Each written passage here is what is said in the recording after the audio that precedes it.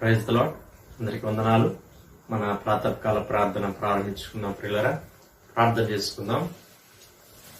పూజ్యనీయుడా, పరిశుద్ధుడా, మహాగణుడా, మహోన్నతుడా, ధవలవర్ణుడా, రత్నవర్ణుడా యేసయ్య, మీకే స్తుతులు స్తోత్రాలు వందనాలు చేయించుకుంటున్నాం. మీ ప్రేమ కొరకు, మీ కృప కొరకు మీ స్తోత్రాలు.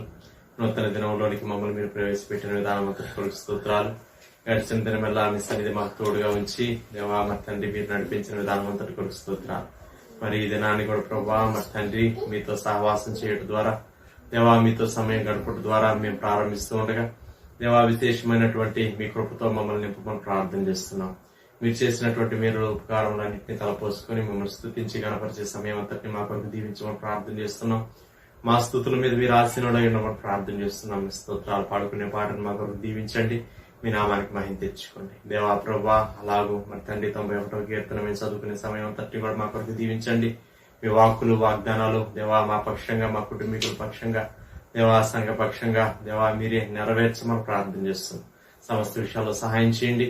దేవా మీ నామానికి మహిమ తెచ్చుకోండి. ఇదిగో ప్రభా మరి తండ్రి విశ్వాసంతో చదువుకునే సమయం అంతటిని కూడా మా కొరకు దీవించమని ప్రార్థన చేస్తున్నాం. అలాగూ మరి తండ్రి మీ వాక్యం ద్వారా, మీ సేవకుల ద్వారా మీరు మాతో మాట్లాడమని ప్రార్థన చేస్తున్నాం. మీరు మాట్లాడే దేవుడు అయినందుకు మీ స్తోత్రాలైనా దేవా కృప చూపించండి. యెహోవా తన వాక్కు చేత ప్రత్యక్షమవచ్చు వచ్చినన్న వాక్కు వాగ్దానం ప్రభా మా పక్షంగా మీరు నెరవేర్చమని ప్రార్థన చేస్తున్నాం. ప్రతి ఉదయకాలం ప్రభా నూతనమైనటువంటి మీ వాక్కుతో దేవా మరి తండ్రి నాయన అయా మీరు మమ్మల్ని దర్శిస్తున్న విధానం అంతటి కొరకు స్తోత్రాలు. మరి ఈ దినం కూడా ప్రభా మీ వాక్కు కొరకు ఆశతో ఎదురు చూస్తున్నాం. దేవా మీ వాక్కు చేత మమ్మల్ని బలపరచండి. మీ వాక్కు చేత మమ్మల్ని సంధించమని ప్రార్థన చేస్తున్నాం. సమస్త విషయాల్లో సహాయం చేయండి, కృప చూపించండి. దేవా మరి తండ్రి ప్రభా మరి తండ్రి నాయన ఇదిగో ఇదిన మంత్రికి కావాల్సినటువంటి గొప్ప శక్తిని, బలాన్ని, ఆత్మను దేవా మీ సన్నిధానంలో మేము కొద్ది సమయం గడపడం ద్వారా మేము దేవా ప్రభా బలాన్ని పొందుకోవడానికి సహాయం చేయమని ప్రార్థన చేస్తున్నాం. మీ ఆత్మను మెండుగా మేము పొందుకోవడానికి సహాయం చేయమని ప్రార్థన చేస్తున్నాం. మీ స్తోత్రాలు అన్ని విషయాల్లో సహాయం చేయండి. మీ నామానికి మహిమ తెచ్చుకోండి. వ్యక్తిగతంగా మీ విడుదల చేసుకోబోయేటువంటి ప్రతి విధమైన ప్రార్థనలు మీరు ఆలకించండి. దేవా మా ముందు ఎన్నో అక్కర్ల అవసరతలు కలిగి దేవా ఉన్నాయి. దేవా అన్ని కూడా ప్రభా మీ సన్నిధానంలో దేవా మరి తండ్రి నాయన మేము ప్రార్థన చేస్తూ ఉండగా గొప్ప కార్యములు దేవా మీరు జరిగించమని ప్రార్థన చేస్తున్నాం. మీ స్తోత్రాలు ఉన్నాయన మీ కాడి దేవా మరి తండ్రి తేలిగ్గా సులువుగా ఉందని సెలవిస్తుండగా మీరు ఇదిగో ప్రభా గొప్ప కార్యం ఉన్నాయన ఆ కుటుంబాల్లో మీరు జరిగించి మీ నామానికి మహిమ తెచ్చుకోమని ప్రార్థన చేస్తున్నాం. కొద్ది ప్రార్థన సమయాన్ని మా కొరకు విశేషంగా మీరే దీవించి ఆశీర్వదించమని ముందు సమయాన్ని అంతటిని మీకు అప్పచెబుతూ యేసుక్రీస్తు వారి పరిశుద్ధమైన నామములో స్తుతించి ప్రార్థన చేసి అడిగి వేడుకొంచున్నాం పరలోకపు తండ్రి, ఆమేన్. ఒక పాట పాడి దేవుని నామాన్ని మహిమపడదాం. శారణాత్మ గీతాల్లో నుంచి 110వ పాట పాడుకుందాం. పాట సంఖ్య 110.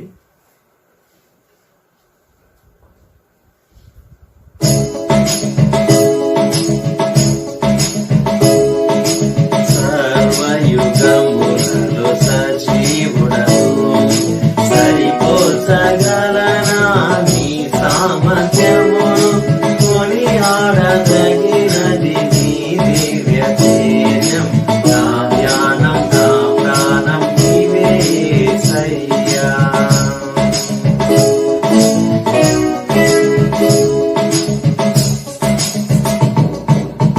స్తుతులతో దుర్గమును స్థాపించువాడవు, శృంగధ్వనులతో సైన్యమును నడిపించువాడవు నీవే. స్తుతులతో దుర్గమును స్థాపించువాడవు, శృంగధ్వనులతో సైన్యమును నడిపించువాడవు నీవే. నీ యందు ధైర్యమును నే పొందుకొనేదను, మరణము గెలచిన బహుధీరుగా. నీ యందు ధైర్యమును నే పొందుకొనేదను, మరణము గెలచిన బహుధీరుడా. సర్వయుగములలో సజీవుడవు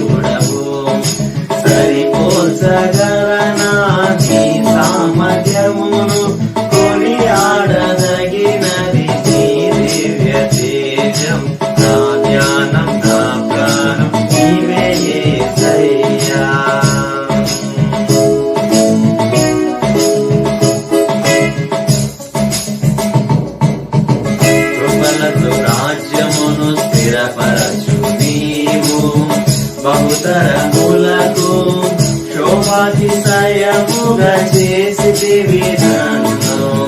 కృపలతో రాజ్యమును స్థిరపరచు నీవు. బహుతరములకు శోభాతిశయముగా చేసితివి నన్ను. నెమ్మది కలిగించే నీ బాహుబలముతో శత్రువునచిన బహుశూరుడా. నెమ్మది కలిగించే నీ బాహుబలముతో శత్రువునచిన బహుశూరుడా. సర్వయుగములలో సజీవుడవు. సరిపోల్చగలనా నీ సామర్థ్యమును. కొనియాడదగినది నీ దివ్య తేజం. నా ధ్యానం నా ప్రాణం నీవే యేసయ్యా.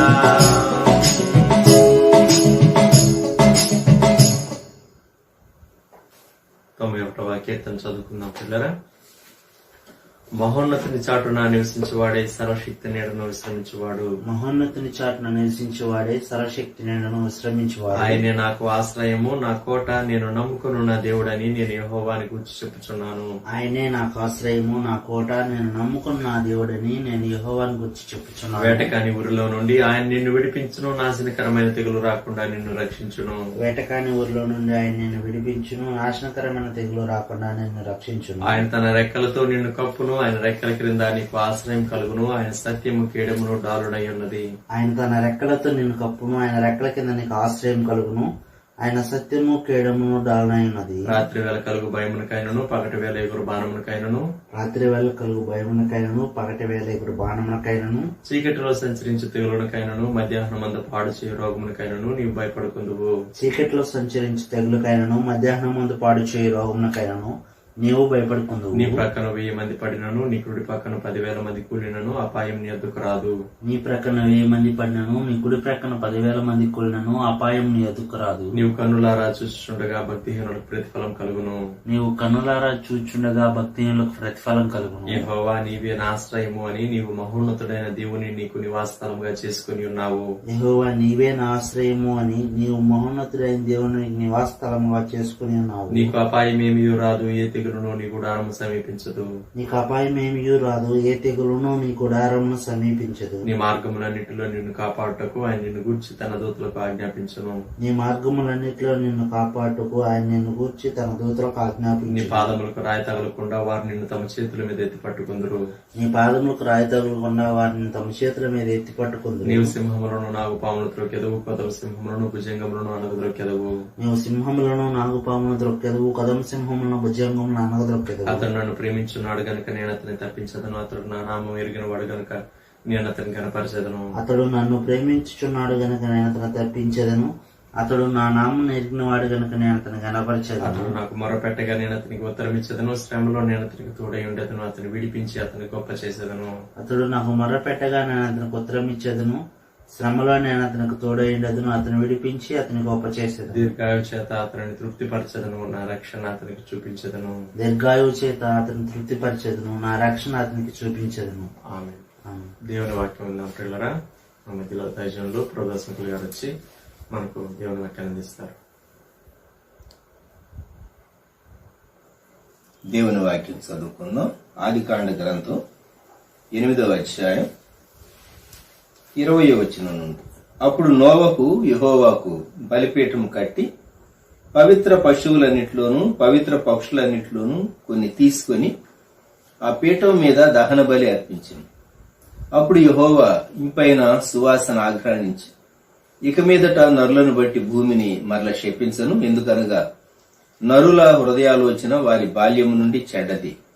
నేను ఇప్పుడు చేసిన ప్రకారముగా ఇకను సమస్త జీవులను సంహరింపను. భూమి నిలిచున్నంత వరకు వెదకాలమును కోతకాలమును శీతోష్ణములను వేసవి శీతకాలములను రాత్రింబగళ్లను ఉండక మానవని తన హృదయములో అనుకోలేదు. ప్రార్థన. ప్రియ ప్రభా, ఈ సమయంలో ఈ వాక్య ధ్యానం మీ బిడ్డలమైన మా అందరి కొరకు దీవించున్నారు. యేసుక్రీస్తు ప్రభా నామములో ప్రార్థిస్తున్నాం తండ్రి. ఆమేన్. మనం చదువుకున్నటువంటి భాగం నోవహు కాలములో వచ్చిన జల ప్రళయము తరువాత ఓడలో నుండి బయటకు వచ్చినటువంటి నోవహు తాను బలిపీఠమును కట్టి దహన బలి అర్పించినటువంటి వృత్తాంతం. మనము ఇంకా ముందుకు వెళితే ఆదికాండ గ్రంథం 6వ అధ్యాయంలో దేవుడు అన్నాడు, ఆదికాండం 6వ అధ్యాయం 7వ వచనం, అప్పుడు యెహోవా, నేను సృజించిన నరులతో కూడా జంతువులను, పురుగులను, ఆకాశ పక్షాదులను భూమి మీద ఉండకుండా తుడిచివేయుదును. ఎలయనగా నేను వారిని సృష్టించినందుకు సంతాపము నొంది ఉన్నాను. నేను ఒక నిమిషం మనం ఇక్కడ ఆగి, ఈ కరోనా రాక మునుపు దేవుడు ఏది ఆలోచించి ఉంటాడు? నేను దీనిని ఎలవ్ చేస్తూ ఉన్నాను, లక్షలాదిగా ప్రజలు చనిపోబోతూ ఉన్నారు. ఇక ఈ పనిష్మెంట్ లేకుంటే ఈ పాండమిక్, ఈ తెగులు తప్పదు అని దేవుడు ఎలవ్ చేశాడు. దేవుని హృదయం ఎంత నొచ్చుకుని ఉంటుంది? ఏ తల్లిదండ్రులైనా బిడ్డలను శిక్షిస్తారు, వారి చనిపోవాలని శిక్షించరు. వారు సరి చేసుకోవాలి, బుద్ధి తెచ్చుకోవాలి, రెక్టిఫై కావాలి అని చెప్పేసేసి బిడ్డలను మందలిస్తారు మాటతో. కొన్ని మార్లు వారి మీద కొంచెం తీవ్రంగా కూడాను కరెక్షన్ అప్లై చేయవచ్చు.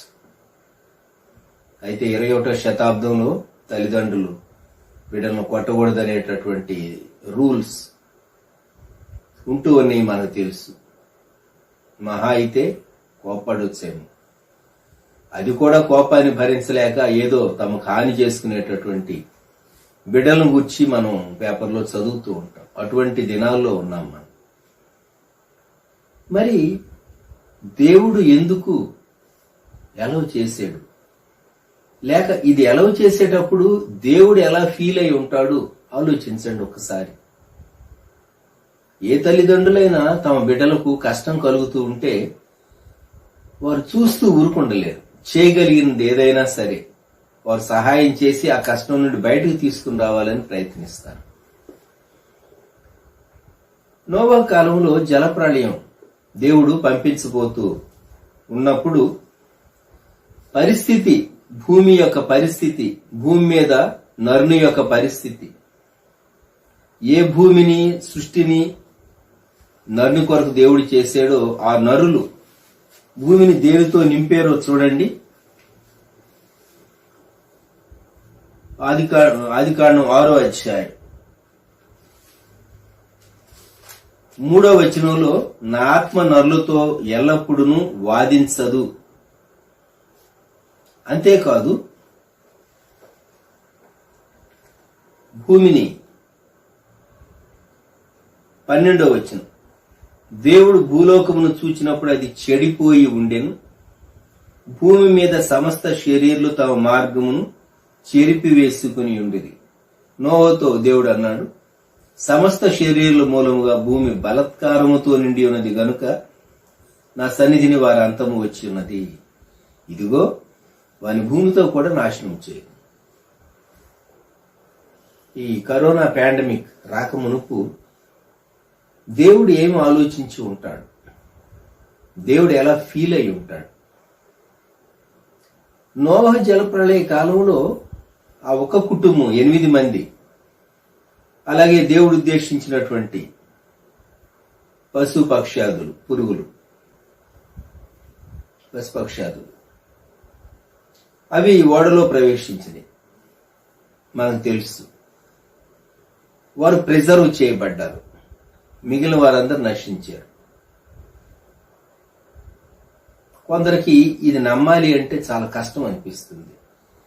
ప్రపంచం అంతటికి జలప్రళయం ఎలా వచ్చి ఉంటుంది, అది లోకల్ గా వచ్చి ఉంటుందేమో అనుకుంటూ ఉంటారు కొందరు, బైబిల్ను పూర్తిగా నమ్మలేనటువంటి వారు. ఇప్పుడు ప్రపంచం అంతటికీ కరోనా వచ్చింది, నమ్మగలుగుతున్నామా? మనం నమ్మగలుగుతున్నాం. అస్సలు ఒక కరోనా కేసు కూడా లేనటువంటి దేశము అని మనం ఏ దేశాన్ని గురించి అనలేము బహుశా. కారణం ఏమి? కారణమేమి? మనం ఒకే ప్రపంచంలో ఒకే భూమి మీద మనం ఉన్నాం గనుక,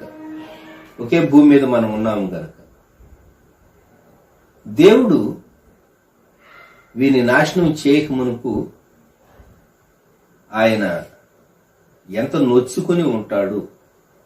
నరులను చేసినందుకు సంతాపం నొందాడు, నొచ్చుకున్నాడు. జలప్రళయం పంపినప్పుడు సహా దేవుడు నొచ్చుకుని ఉంటాడు. అది వ్రాయబడలేదు. అది తండ్రి యొక్క మనస్సు. ఒకసారి ఆలోచించండి. ఇప్పుడు నోవహు తన కుటుంబం ఓడలోనికి వచ్చారు. జలప్రళయం గతించిపోయింది. 1 సంవత్సర కాలం అయిపోయి, 2వ సంవత్సరంలో 1 మాసం అయిపోయి, 2వ మాసం ప్రారంభమైన తరువాత అప్పుడు ఈ భూమి ఆర్డర్లోనికి కొంచెం రావటం ప్రారంభించింది. ఎందుకంటే జలప్రళయం వచ్చినప్పుడేమో 7వ అధ్యాయం 6వ వచనం, ఆ జల ప్రవాహం భూమి మీదికి వచ్చినప్పుడు నోవహు 600 ఏండ్లవాడు. తరువాత మనం చూస్తే 8వ అధ్యాయం 13వ వచనం, మరియు 601వ సంవత్సరము మొదటి నెల తొలి దినమున నీళ్లు భూమి మీద నుండి ఇంకిపోయాను. ఒక ఫేజ్డ్ మేనర్ లో కాకిని, పావురాన్ని పంపించినటువంటి ఆ సంఘటనలు మనం చదువుతాం. మొట్టమొదటేమో తాను కాకిని పంపించాడని 8 ఏళ్లు, ఆ కాకి తిరిగి రాలేదని. 8వ వచనంలో నల్ల పావురాన్ని పంపించాడని, అదేమో ఓడ దగ్గరకు తిరిగి వచ్చిందని. 10వ వచనంలో మరలా 7 రోజులు అయిపోయిన తర్వాత నల్ల పావురాన్ని విడిచిపెట్టాడని, అది ఒలీవ చెట్టు, త్రుంచబడినటువంటి ఒలీవ చెట్టు ఆకు ముక్కును కరుచుకుని అది వచ్చిందని వ్రాయబడి ఉంది. మళ్ళా ఆ పావురాన్ని పంపిస్తే అది తిరిగి రాలేదని వ్రాయబడి ఉన్నది. ఒక ఫేజ్డ్ మేనర్ లో చుట్టూ ఉన్నటువంటి భూమి ఎలా ఉన్నది అనేది నోవహు ఎస్ఎస్ చేస్తూ వచ్చాడు. మనం కూడా ఆలోచిస్తే మేజర్ పాండమిక్ ఎఫెక్ట్ నుండి మనము బయటపడ్డాము. అలాగూ మన సన్నిహితులు, కుటుంబీకులు, ఆప్తులను కొందరిని మనం కోల్పోయాం. ఎంత బాధ! దేవుడు ఎంత ఫీల్ అయి ఉంటాడు అనేది మీరు ఆలోచించాలని కోరుతూ ఉన్నాను. మనమైతే దేవుని కృప పొందినటువంటి వారంగా ఉన్నాం. నోవహు కృప పొందినట్టు. ఇప్పుడు నోవహు కట్టినటువంటి బలిపీఠం మీద దహన బలి అర్పించాడు. దహన బలి, బర్ంట్ ఆఫరింగ్ అంటే మొత్తం అక్కడ పవిత్ర పక్షుల్లో, పశువుల్లో కొన్నిటిని తీసుకుని దహన బలిగా అర్పించాడు. మొత్తం కంప్లీట్ గా బర్న్ చేస్తారు. మనము మన జీవితంలో దేవుని బలిపీఠం పైన మనల్ని అప్పగించుకోవటం దేవునికి చాలా ప్రాముఖ్యమైంది. అప్పుడు యెహోవా ఇంపైనటువంటి సువాసనను ఆఘ్రాణిస్తాడు. యేసుక్రీస్తు ప్రభువారు లూకా సువార్తలో చెప్పినటువంటి మాట మనం జ్ఞాపకం చేసుకుందాం. లూకా వ్రాసినటువంటి సువార్త 6వ అధ్యాయం 45వ వచనంలో ప్రభు ఈ మాట అన్నాడు, సజ్జనుడు తన హృదయమును మంచి ధననిధిలో నుండి సద్విషయములను బయటకు తెచ్చును, దుర్జనుడు చెడ్డ ధననిధిలో నుండి దుర్విషయములను బయటకు తెచ్చును. హృదయము నిండియుండు దాన్ని బట్టి ఒకరి నోరు మాటలాడు. మన జీవితాల్లో జ్ఞాపకం ఉంచుకోవాల్సింది, మనం ఏమై ఉన్నామో మనం అదే మాట్లాడతాం. మన ఉద్దేశాలు ఎలాగుంటాయో, మన మోటివేషన్స్, వాటిని బట్టి మన క్రియలు ఉంటూ ఉంటాయి. కనుక మన జీవితంలో, మన హృదయంలో కృతజ్ఞత దేవుని పట్ల నిండి ఉంటే ఆ కృతజ్ఞత వ్యక్తం అవుతుంది. హృదయం నిండి ఉన్న దాన్ని బట్టే నోరు మాట్లాడుతుంది. హృదయం సద్విషయములతో నిండి ఉంటే, మంచి విషయాలతో, మనం మంచి విషయాలను బయటికి తెస్తాం. జ్ఞాపకం పెట్టుకుందాం. ఇప్పుడు కృతజ్ఞత కలిగి ఉండటం అనేది దేవుని పట్ల మనకు కృతజ్ఞత కలిగినటువంటి అనుభవము, జీవితము, అభ్యాసం ఉన్నప్పుడు మన చుట్టూ ఉన్నటువంటి మనుషులతో కూడా మన సంబంధం, రిలేషన్షిప్ చక్కగా ఉంటుంది. So it is vertical as well as horizontal. Vertical relationship దేవునితో, హారిజాంటల్ రిలేషన్షిప్ మనకు మనుషులతో ఉంటుంది. ఇక్కడ నోవహు చక్కగా బలిపీఠం కట్టి తాను దహన బలి అర్పించాడు. ఈ దినాల్లో అనేక మంది స్తుతి చేయండి, మీ ఫీడ్బ్యాక్ చెప్పండి అని పదే పదే చెప్తూ ఉన్నాం. కొందరు అవకాశాన్ని వాడుకుంటూ దేవునికి స్తుతి చెల్లిస్తూ ఉన్నాడు. మనము దేవునికి దహన బలిపీఠం పైన మనల్ని మనం అప్పగించుకుంటాం. దేవా, నీ కృపను బట్టి నీకు వందనాలు చెల్లిస్తున్నాం అని దేవునికి ఇష్టంగా అప్పగించుకోవటం చాలా అవసరం. కీర్తనకారుడు 100వ కీర్తనలో చెప్పినటువంటి మాట మనం జ్ఞాపకం చేసుకుందాం. దావీదు భక్తుడు లేక కీర్తనకారుడు 100వ కీర్తనలో చెప్పిన మాట మొదటి వచనం, సమస్త దేశములారా యెహోవాకు ఉత్సాహధ్వని చేయడి, సంతోషముతో యెహోవాను సేవించుడి. 4వ వచనం, కృతజ్ఞతార్పణలు చెల్లించుచు ఆయన గుమ్మములలో ప్రవేశించుడి, కీర్తనలు పాడుచు ఆయన ఆవరణములలో ప్రవేశించుడి. కృతజ్ఞత అర్పణ, కృతజ్ఞత అనే మాట జ్ఞాపకం పెట్టుకుందాం. మనం కృతజ్ఞత, మనం దేవునికి గ్రాటిట్యూడ్ ఎక్స్ప్రెస్ చేయబద్ధులం అయి ఉంటూ ఉన్నాం.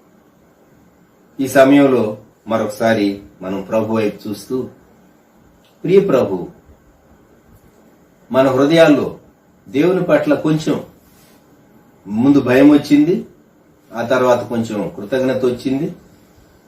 దేవుడు కాపాడాడు కదా అనేటటువంటి ఒక సాఫ్ట్ కార్నర్ మనలో డెవలప్ అయింది. అంత మునుపు నాకు దేవుడు ఏం చేసేయాలి అనుకునేటటువంటి వాళ్ళు కూడా కనీసం ప్రాణంతో ఉన్నాను, ఇది గొప్ప మేలు అని అనుకునేటటువంటి స్థాయికి చాలా మంది వచ్చి ఉంటారు ఖచ్చితంగా. అంతకంటే మనం ఇంకొక మెట్టు ఎక్కి, దేవా నీ కృప మా పక్షంగా కనుపరిచే, నోవహు చేసినట్లు ఓడలో నుండి సంవత్సరం ఇంకా ఒక మాసం అయిపోయిన తర్వాత 2వ మాసంలో వారు బయటకు వచ్చింది. బయటకు వచ్చినటువంటి నోవహు బలిపీఠం కట్టి దహన బలి అర్పించినట్లుగా మేము కూడా కృతజ్ఞత కలిగినటువంటి వారంగా మా జిహ్వా ఫలం, మా సాక్ష్యం నీకు అర్పించడానికి, నీ ప్రజల మధ్య మేము నిన్ను స్తుతించడానికి సహాయం దయచేయమని మనం కోరుకుందాం. ప్రభు వైపు చూద్దాం. ప్రార్థన.